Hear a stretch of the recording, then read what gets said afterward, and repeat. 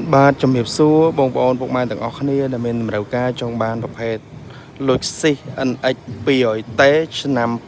2015ប៉ុង1 3ប៊ូតុងពណ៌ទីតានាមប្រភេទលុចសេរីបងប្អូនបាទជំរាបសួរបងប្អូនពុកម៉ែទាំងអស់គ្នាដែលមានតម្រូវការចង់បានប្រភេទលុចស៊ីស NX 200T ឆ្នាំ2015ប៉ុង1 3ប៊ូតុងបងប្អូនជាប្រភេទឡានលុចសេរីបងប្អូនពណ៌ទីតានាម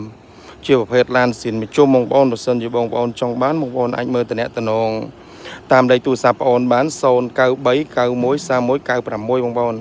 ធានាប្រភេទឡានថ្មីខ្ចីជូនបងប្អូនឯកសារម្ចាស់ដើមហ្វ្រីកាត់ឈ្មោះបងប្អូនម្ចាស់ដើមទី1ស្រុកខ្មែរតែម្ដងបងប្អូនធានាហ្វ្រីកាត់ឈ្មោះជូនទៅផ្ដិតមេដៃកាត់ឈ្មោះឲ្យបានមួយសេតបើចំពោះឡានវិញគឺថ្មីខ្ចីជូនបងប្អូនតែម្ដង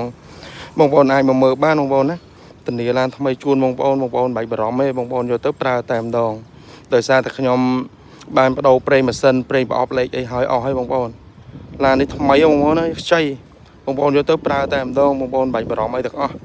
ហើយបងប្អូនមានសេវាកម្មទិញដាច់វាយដូរបងរំលោះបងប្អូនបងរំលោះបានបងប្អូនណាបងប្អូនចង់បានតំណងមកបងប្អូនឡាននេះថ្មីខ្ចីបងប្អូនអើយចាំមើលបងប្អូនទៅបើកខាងក្នុងឲ្យមើលបងប្អូនឡានតម្លាក់ចេញពីទូមកគឺយកមកជិះតែម្ដងបងប្អូន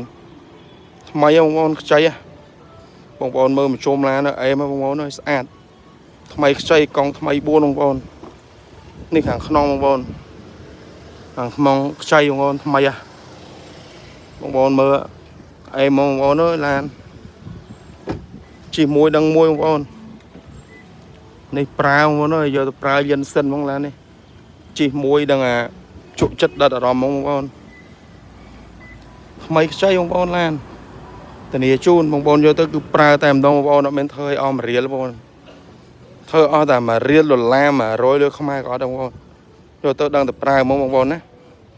ធានាជូន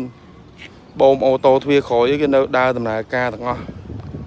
អត់មានខូចអត់មានអីទេបងប្អូនស្អាតខ្ចីថ្មីហ្នឹងហើយអរគុណច្រើនបងប្អូនបើសិនជាបងប្អូនចង់បានតំណតាមលេខទូរស័ព្ទបងប្អូនណាបងប្អូនណា0939131996បងប្អូនធានាឡានថ្មីខ្ចីនិយាយដដែលបងប្អូនដូចគុជនេះអីគឺបងប្អូនដាក់ហើយបងប្អូនគុជទាំងអស់3គ្រាប់មួយខាង3គ្រាប់ចឹងសរុបទៅគុជ3គូបងប្អូនហ្នឹងហើយបងប្អូនអរគុណច្រើនជំរាបលាសម្រាប់ការទស្សនាវីដេអូរបស់បងប្អូនអរគុណច្រើនបងប្អូនជំរាបលា